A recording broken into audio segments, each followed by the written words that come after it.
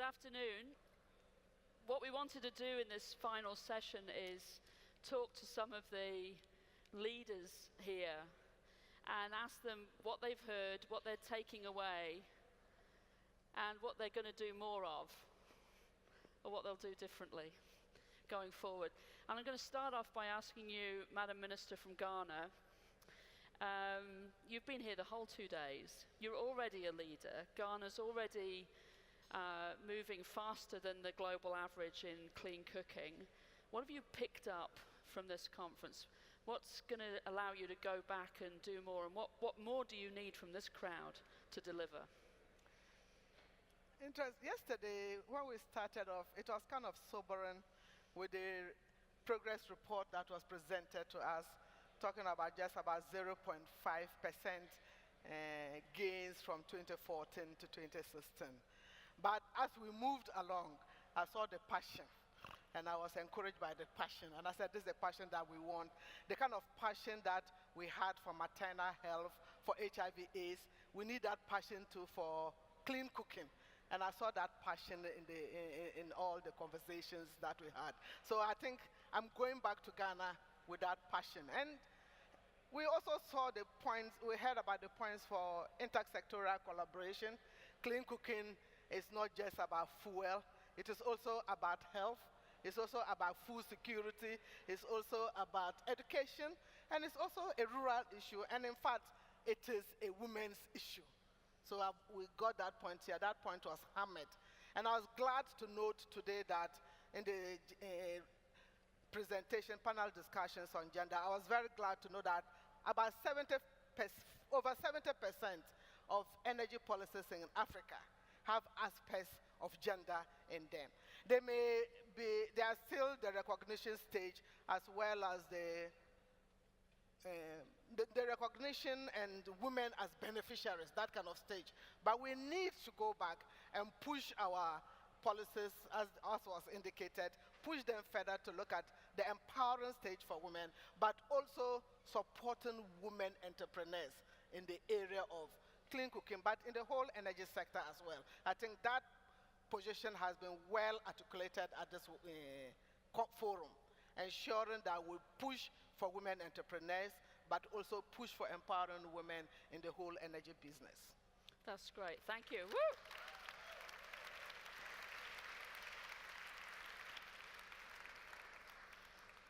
Okay, so continuing on that theme of empowered women, I want to talk to the $4.1 billion woman on the panel, Naoko. Heading the Global Environment Facility, just had a successful set of commitments around a new round of the GEF 7.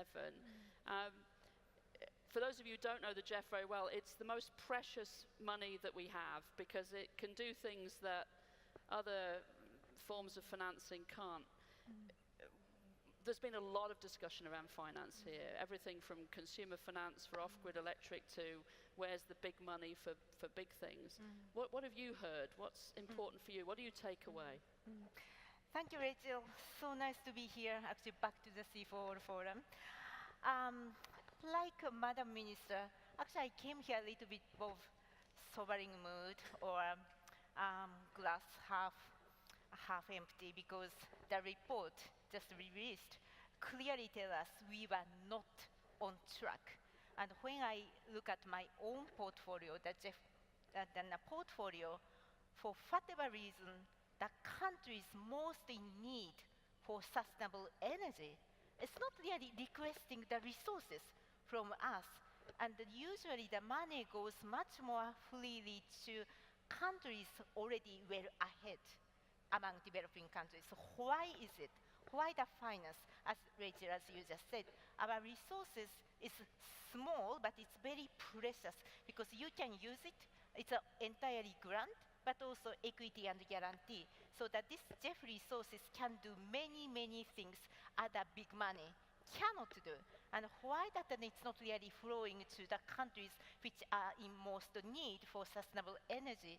It's partly because that another agencies, implementing agencies, the big MDBs, are a little bit risk averse, or we were too small for them to really do business together. And also that the size really is becoming an issue. But we have made a lot of progress to how to galvanize, how to aggregate, how to actually share the risk.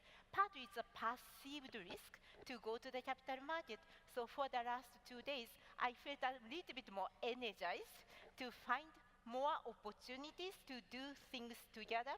I just want to make 2 points that as an example where I see that the GF role is still useful, or maybe you need to actually find us more. But energy accelerator that SEforALL create a lot of platform among the diverse set of the actors, not only the public institution like us, but the business, the financiers, CSOs, and the cities, not only national government, but the city government. So we have several accelerator model, and I actually was very excited to hear there is a clear progress, and even the progress is not really as fast as I wanted. Still, there is energy, there is interest. I just had a conversation with the CEO of the Danfoss, and the kind of seeing that together, that India is really, really exciting about the district energy system, which was not really the case 3 years ago. It's a kind of good example that we want to continue to promote this multi-stakeholder approach, thanks to that SEforALL, which you are hosting it, so that this kind of combination or the set of actors multi-stakeholder approach is absolutely needed to go much deeper for the most difficult challenges that sustainable energy is facing, that being it energy efficiency is building or the transport. And then another good example is actually another example coming from SEforALL 2 years ago is actually that the Rocky Mountain Institute and others come together to this galvanizing the mini grid option in particularly sub-Saharan Africa, which is a bit of difficult to be realized, but another good example. By working together, coming together, we can make much more progress, but we really need to be concentrating on where we need to see the progress. And the last thing was actually that we just have also conversation with the International Solar Alliance. Then I realized that the resources like us that which can go actually the aggregation, the capacity building, that to make the proposal more bankable and risk sharing is still very much needed. I thought I'm already done for the renewable energy and energy efficiency compared with the other areas and forest or land and water, but it seems to me there are still areas that we could be useful. So I feel much more energized for the last 2 days, and I will leave this place more like a glass half full. So thank you so much. That's fantastic. Thank you so much.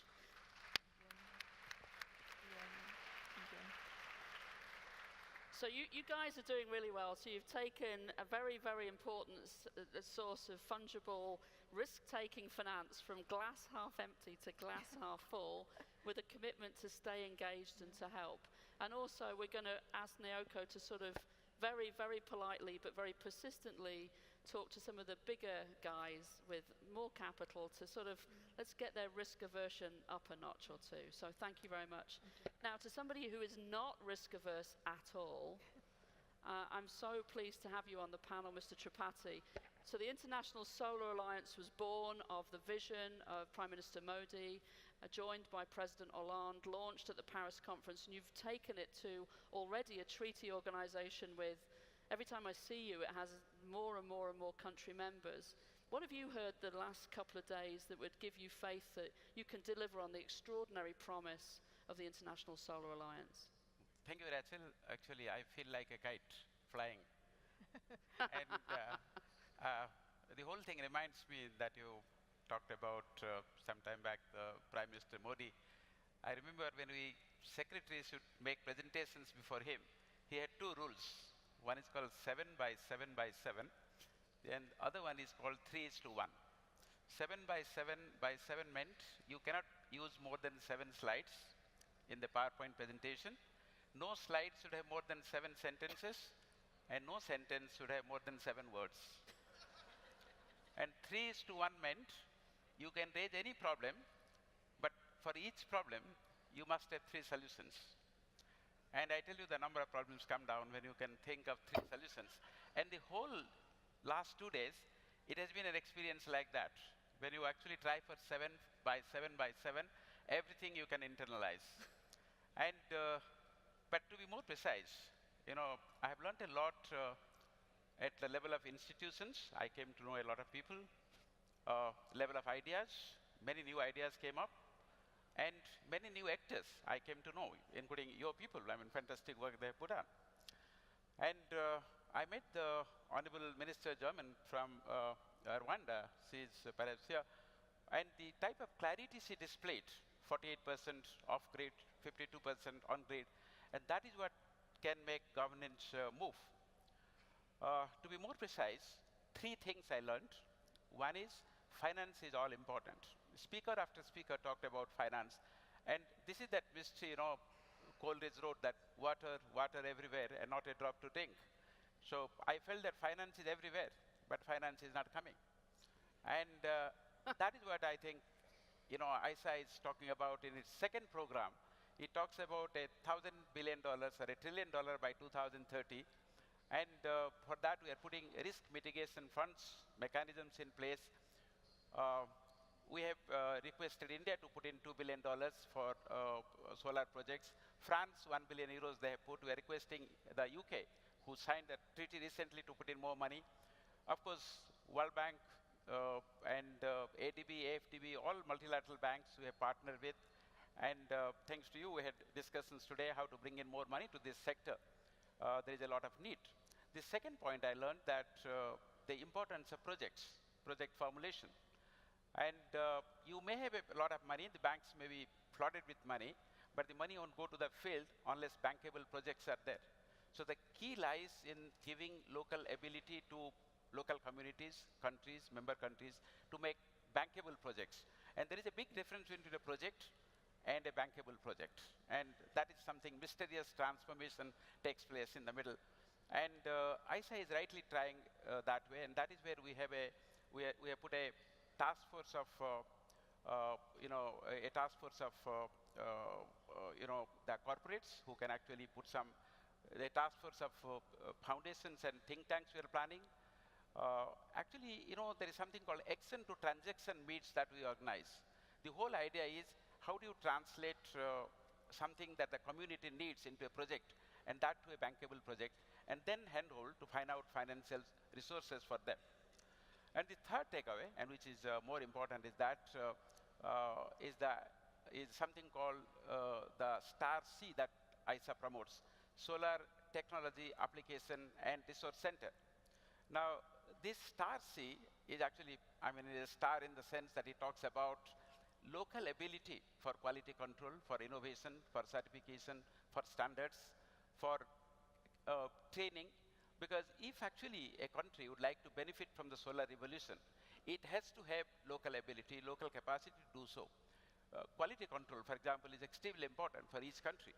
And it has to be some sort of in-house mechanism. It's not something that you can import and put there. And these are the 3 main things that I learned, that these are the 3 things that ISA should promote.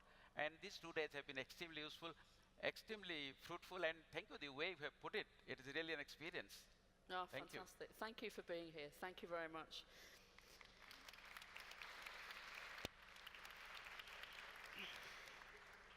So one of the things that really strikes me about this movement is how diverse it is. And so I want to come to Bjarnason, who is the CEO of Reykjavik Energy, because not only do you run a very successful renewable energy business, you've really been a trailblazer in how you've thought about who your workforce is and how your management is.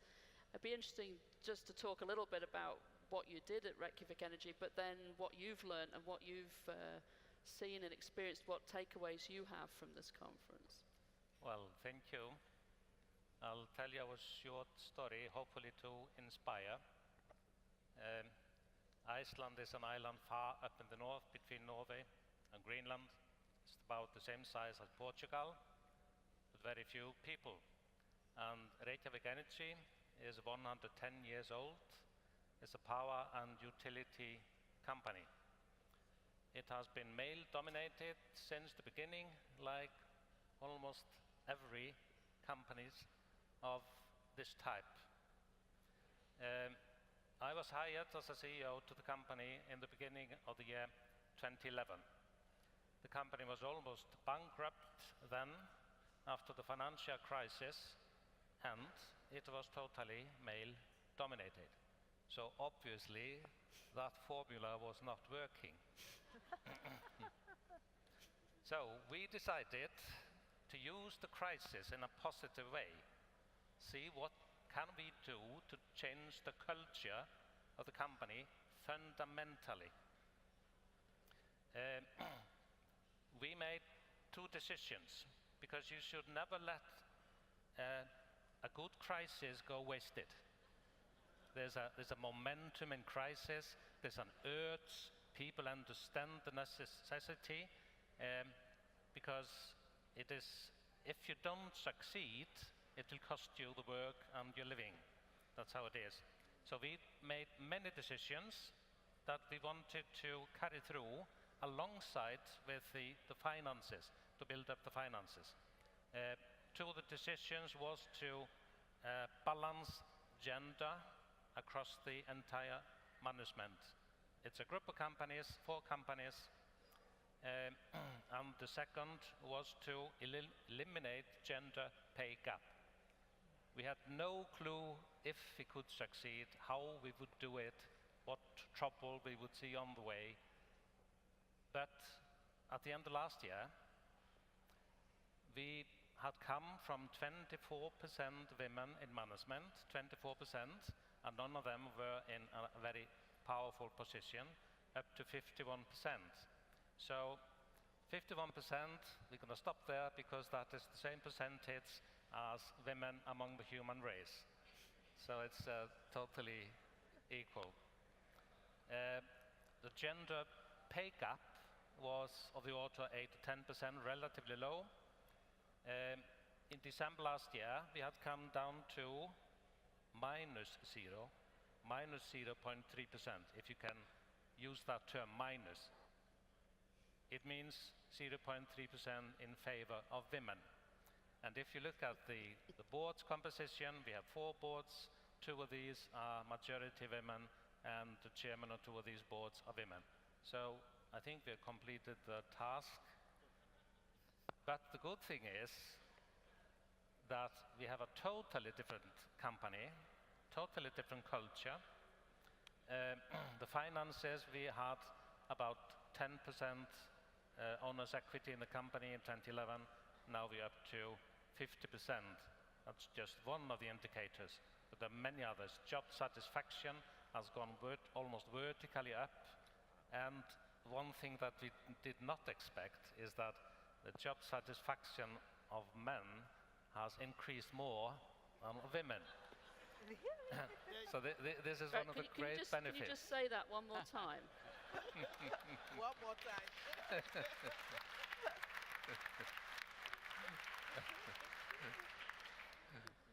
So only benefits, that's my message.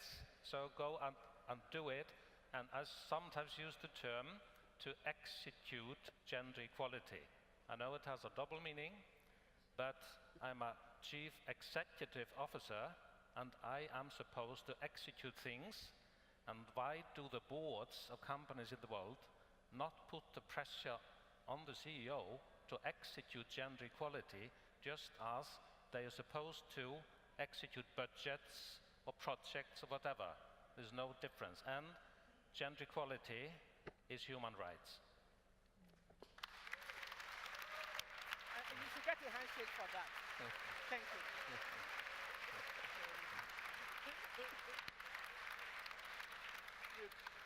Settle down, settle down. So can I come back to you to start the second round then? I mean, it's such an incredible story. And of course, Iceland has gone on to make announcements at the state level as well.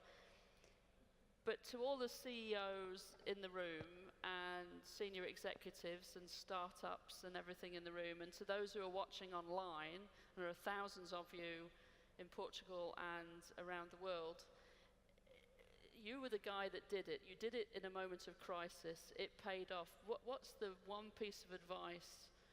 I mean, you said just execute, but could you offer another piece of wisdom so that we move people from standing to moving? Well, the simple thing is just do it. That's how it is. And I mean, there are no obstacles. It's just here in your mind, nothing else. And the chief executive officers, they have the power to do it.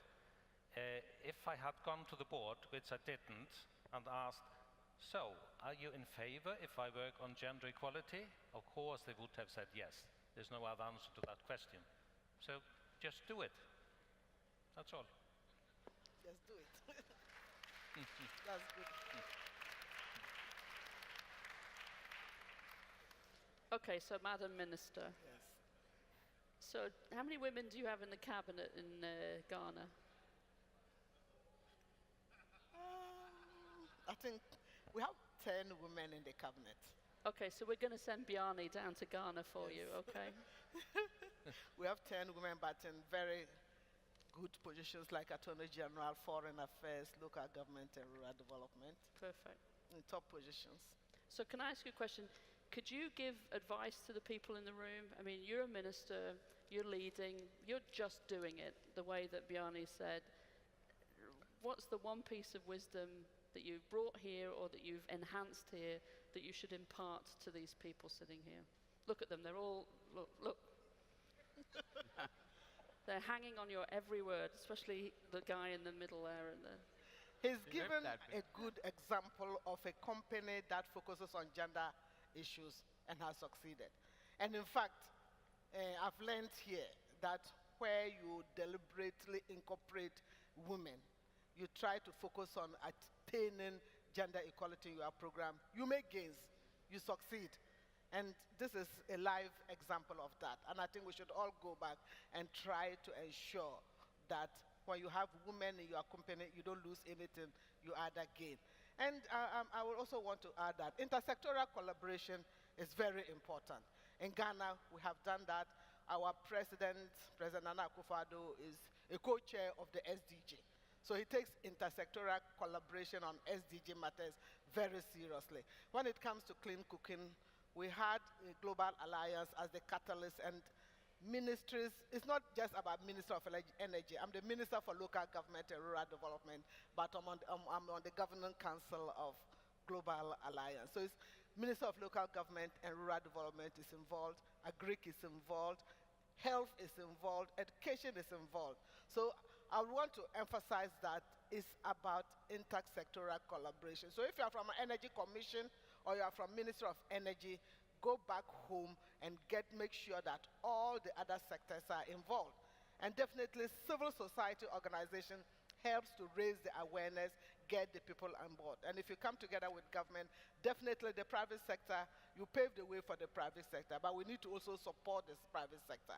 But on the last note, let me say that Ghana is the place we would want you to come to invest. We need to strengthen our supply chain side. So we need the investors there. Government is paving the way and would want to work with people in Ghana. Thank you very much. Perfect.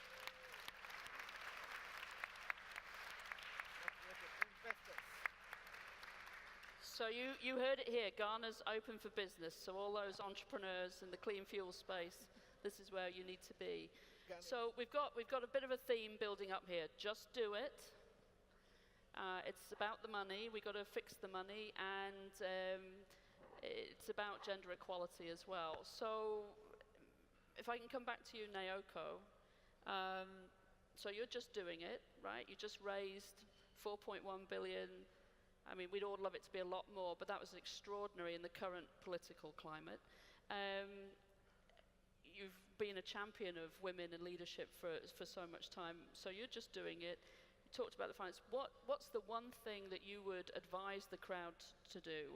Or what's the one thing you need from them, or the one piece of advice you would give them as we try to build the partnerships and get the finance flowing? To us, the most important thing, well, how to utilize this 4 billion in the most effective way for for actually global commons that is to how to get out of this mental institutional silos, that we were all in silos. The why this an accelerator kind of thing is so useful is we were forced ourselves to move out of our own comfort zone because we all know that we need to work together.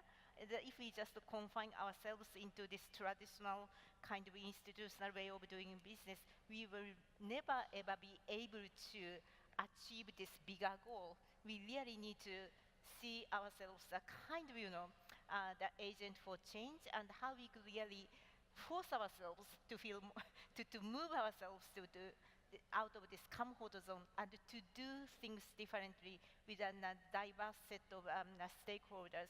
And that is everyday's challenge, to be absolutely honest. So we have this 4 billion, but with this time, first time in this the Jeff's history, we actually create a program more like a cross-cutting. We don't necessarily do climate, biodiversity, or land or water. We were actually talking about how to do energy transition, how to do food and agriculture, how to do sustainable cities. It's much more cross-cutting. This actually challenges everybody, including my own institution, because people are so comfortable in sitting in the same kind of TOR, same way of doing business, to do the business with the same, friends or institutions. But this is really the time for us to really to push ourselves to move out of the comfort zone and think what is really needed for us to come together to actually protect the global environmental commons. So my dream, and I hope it's also your dream too, is to make this global commons everybody's business. That's what I want to do for Thank you, for years. thank you, thank you.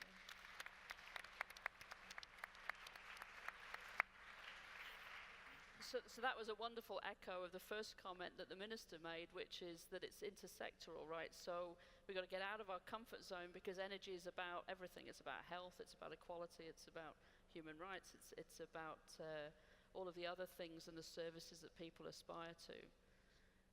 So your Prime Minister is just doing it too, right? You have taken on the ISA and grown it to where it is. What's the one piece of advice or the one piece of feedback you would give this crowd? Because they're going to go forth and multiply, I'm sure of it. Oh, the one piece of advice will be, please think of the small things like this watch. It's a solar watch. For last 4 years, I haven't put a battery. It charges through solar. Think of small. This is 5 billion smartphones globally, 500 million megawatt hour power consumption. Can we solarize it? Think of small, big things will automatically fall in line because, solar cooking, we are talking about universal energy access. If 600 million people are still left at the end of 2030 without energy access, and Madam yesterday was quite sensitive while speaking, she was emotional. There is enough reason to be emotional, so think of the small and think of these people who will be left at the end of 2030 if we don't act. And that will be a universal challenge, not universal energy access. It's a universal challenge, and we must rise to the occasion to solve it. And I think in 21st century, it's not a big problem that universal energy access cannot be achieved by a world having a $78 trillion economy. And so that's my message. Think of the small, think of the poor, and think of the people who don't have access to energy. Thank you so much.